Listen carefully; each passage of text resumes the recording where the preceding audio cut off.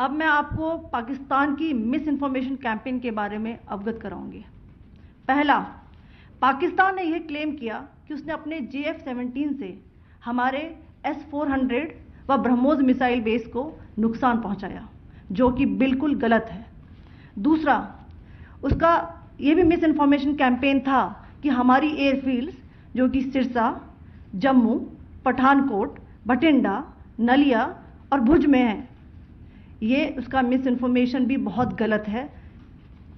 तीसरा, पाकिस्तान के miss information campaign के मुताबिक हमारे एम्यूनिशन डम्प्स जो चंडीगढ़ और बियास में है उसका डैमेज हुआ, यह भी बिल्कुल गलत है। हमने आपको मॉर्निंग ब्रीफिंग में बताया था विद फैक्ट्स एंड फिगर के साथ कि ये सारी चीज़ें बिल्कुल सही सलामत हैं। अब मैं आपको बताना चाहती हूँ कि पाकिस्तान के एक प्रेस कॉन्फ्रेंस में ये बात की गई थी कि उनके सीनियर मिलिट्री ऑफिसर्स जो कि पूरी तरह से ये भ्रामक हैं और तथ्यों से दूर हैं कि पाकिस्तान की ओर से ये झूठा आरोप भी लगाया जा रहा है कि भारतीय सेना ने मस्जिदों को नुकसान पहुंचाया।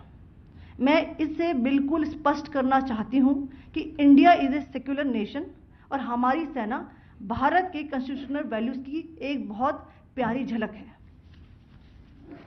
इंडियन आर्म्ड फोर्सेस ने पाकिस्तान को बहुत भारी नुकसान पहुंचाया, उनके मिलिट्री इंफ्रास्ट्रक्चर्स को, चाहे वो लैंड एसेट्स हो या फिर उनके एयर एसेट्स। यही नहीं, इंडियन आर्म्ड फोर्सेस ने पाकिस्तान की एयरफील्ड्स स्कर्दू, जकोबाबाद, सरगोदा और बुलारी को बहुत नुकसान पहुंचाया। इसके अलावा पाकिस्तान के air defence system, radar system, उनको भी एयर स्पेस में अनटेनेबल किया।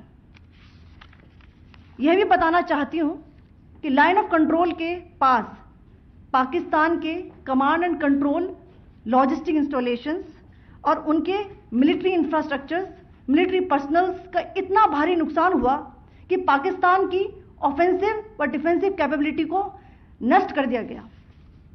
अंत में मैं फिर से ये बात दोहराना चाहूंगी, इंडियन आर्म फोर्सेस पूरी तरह से तैयार है, सतर्क है और भारत की संप्रभुता और अखंडता की रक्षा के लिए पूरी तरह से कमिटेड है।